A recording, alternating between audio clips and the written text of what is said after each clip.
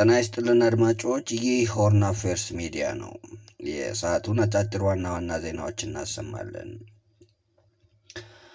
ህዝባዊ ወያኔ ሓርነት ትግራይ ህወሓት መግለጫ ወጣ። የመግለጫው ይዘት ሁለት አቋም ያለው ሲሆን አንደኛው የፌዴራሉ መንግስት የሚከስ ነው። በዚህ መግለጫው የፌዴራሉ መንግስት በህወሓት መካከል በመግባት ህወሓት እንዲሰነጣጠቅና ከህዝብ እንዲነጠል እየሰራ ነው ሲል ከሷል።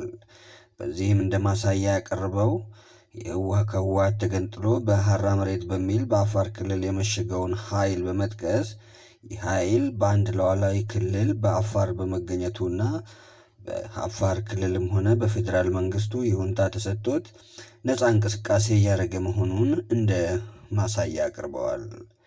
በሌላ በኩል ህወሓት ከኤርትራ ጋር ያለውን ግንኙነት ምንም ጥፋት እንዳልሆነና በዚህም የፌዴራል መንግስት ከዚህ በፊት እውቅና ሰጥቶት እንደነበርና አሁን ከኤርትራ መንግስት ጋር በተፈጠረው ቁርሾ ምክንያት መከልከሉ አግባብ እንዳልሆነ መግለጫው አትቷል።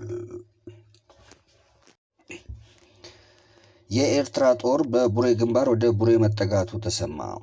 አፍሪካን ኢንተለጀንስ እንደዘገበው ባለፈው ሳምንት የጠቅላይ ሚኒስትሩ የአፍሪካ ጉዳዮች አማካሪ አቶ ጌታቸው ረዳና የፌዴራሉ የመረጃና ደህንነት አገልግሎት ዋና ዳይሬክተር አምባሳደር ሬድዋን ሁሴን በቡሬ ከተማና አካባቢው ባደረጉት ጉብኝት ምክንያት እንደ ምላሽ የኤርትራ ኃይል በአካባቢው ያለውን ክምችት ማሳደጉ ተሰማ።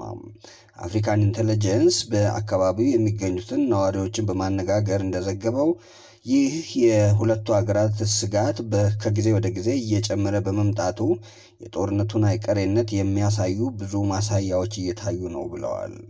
ባለፈው ሳምንት እነኚህ ሁለቱ ጉንቱ ባለስልጣናት ያደረጉትን ጉብኝት ተከትሎ ከአካባቢው ተቃዋሚ ፓርቲዎችና እንዲሁም ከማህበረሰቡ ጋር ውይይት አድርገዋል። በውይይቱም የአፋር ቀይ ባህር አፋሮች ዲሞክራሲያዊ ፓርቲን ጨምሮ የሌሎች የተቃዋሚ ፓርቲዎችን አመራር አግኝተው ማነጋገራቸውን አፍሪካን ኢንተለጀንስ ጨምሮ ዘግቧል።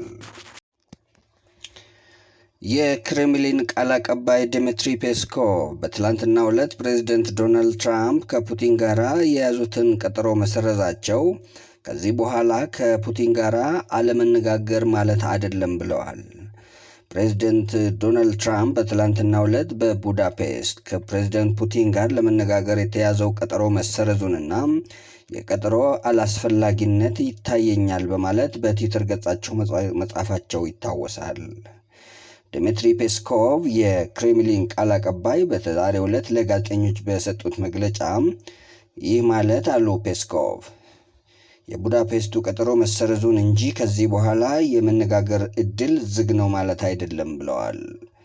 ፕሬዝዳንት ፑቲን በበኩላቸው ፕሬዝዳንት ዶናልድ ትራምፕ ከዚህ በፊት ሲያደርጉ የነበረውን ከራሽያ ጋር ያለውን የዲሞክራሲ ጭላንጭል እንዳያጨልሙ ስጋቴ ነው ሲሉ ገልጸዋል። ከዩክሬን ጋር በተያያዘ የሚያዋጣው አሉ ፕሬዝዳንት ፑቲን በሰላማዊ ጉዳይ መነጋገርና ዩክሬንን በማይገቡ የጦር መሳሪያዎች ከመደገፍ መቆጠብ እጅጉን ወሳኝ ነው ብለዋል። በሌላ ዜና ቻይና የፖሊሲ ለውጥ ማድረጓን አስታወቀች።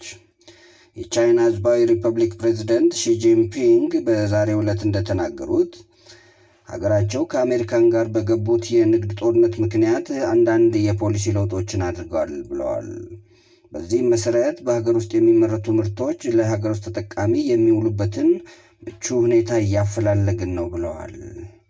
በሌላ በኩል የአሜሪካ ገበያ በብዛት የምንሳተፍበት የቴክኖሎጂ ውጤቶች ናቸው ብለው ፕሬዝዳንቱ ለእነኚህ ምርቶች የወዳጅ ሀገራትን ተሳትፎና ለወዳጅ ሀገራት የምንሸጥበትን ሁኔታ ምቹ እያደረግን ነው ሲሉ ተናግረዋል። በሌላ በኩል የህዝባዊት ሪፐብሊኳ ቻይና የታላቁ የኮሚኒስት ፓርቲ ጉባኤ በዛሬው ዕለት ተጠናቋል። የጉባኤውን መጠናቀቅ አስመልክተው ሺ ጂንፒንግ እንደተናገሩት ቻይና በቀጣይም በዓለማችን ግዙፍ የቴክኖሎጂ አምራች ሀገር ሆና እንደምትቀጥልና ተገዳዳሪዋን አሜሪካን በተሻለ ርቀት እንደምትመራ እምነታቸውን ገልጸዋል። አድማጮች ለሰዓቱ ያዘጋጀነው ዋና ዋና ዜናዎች እነዚህ ነበሩ።